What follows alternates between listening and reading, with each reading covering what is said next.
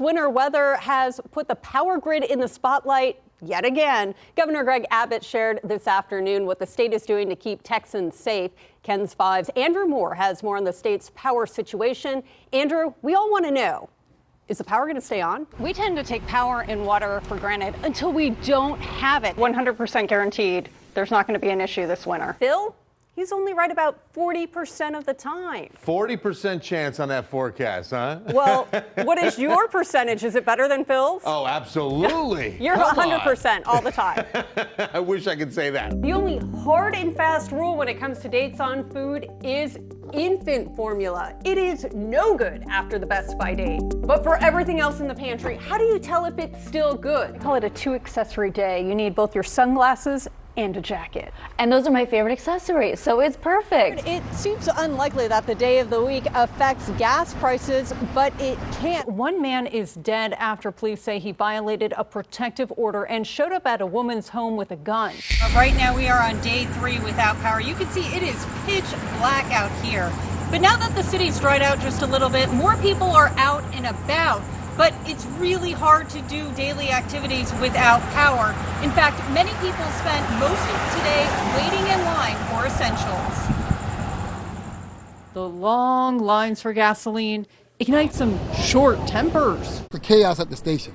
I mean, the fact that there's gas available, but the confrontations you have to deal with. Your patience will be tested. Others' patience is on empty as they wait to fill up their tanks. There's nothing we could do about it, so we just wait it out and hope that we get some, still be some by the time we get up there. Here's a line for a food and water giveaway. It's just as long as the line for gas. For others, the search for food is a scavenger hunt around the city. I would never put my family through this again. Never. It'll be a wait for power as well. Almost 800,000 people are still without electricity. The electric provider says it could take 3 weeks to restore 90% of customers to full power. Time ticks by slowly for the many playing the waiting game for gas, for food, for power, for a chance to return home. And many people are getting in line hours early before gas stations, stores, and food distribution sites open. Some finding nothing is available at the end of that line. Reporting live from New Orleans, Niccole Caan, Ken's 5.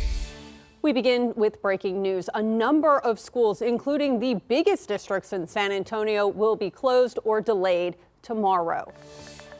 We are also following dangerous driving conditions on our road. This is a live look at TransGuide. The steady drizzle has led to dangerous patches of black ice in several areas.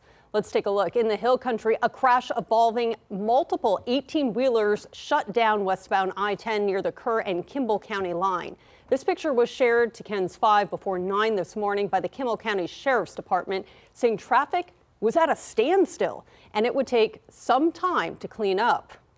Officers are urging drivers to be extremely cautious, saying the area between Comfort and Junction is prone to 18-wheeler wrecks when ice is involved.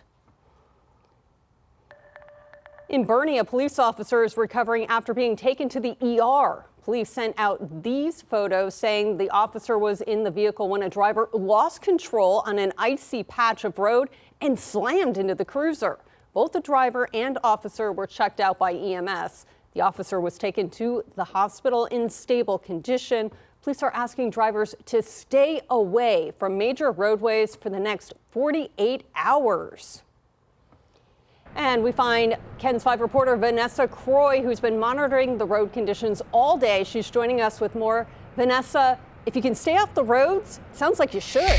Thank you, Vanessa. Stay safe. And now we turn to Alana. It looks like winter weather could be causing some trouble on our roadways. Well, the freezing rain is making for incredible sights in the Hill Country. Johnny and Liliana Albiter posted these pictures from Gillespie County to Facebook. The thick layer of ice on these trees makes the area look just like a winter wonderland. The area has been below freezing since yesterday. And of course, we want to see your pictures, but be careful when you take them. You can text your photos to 210-366-0020.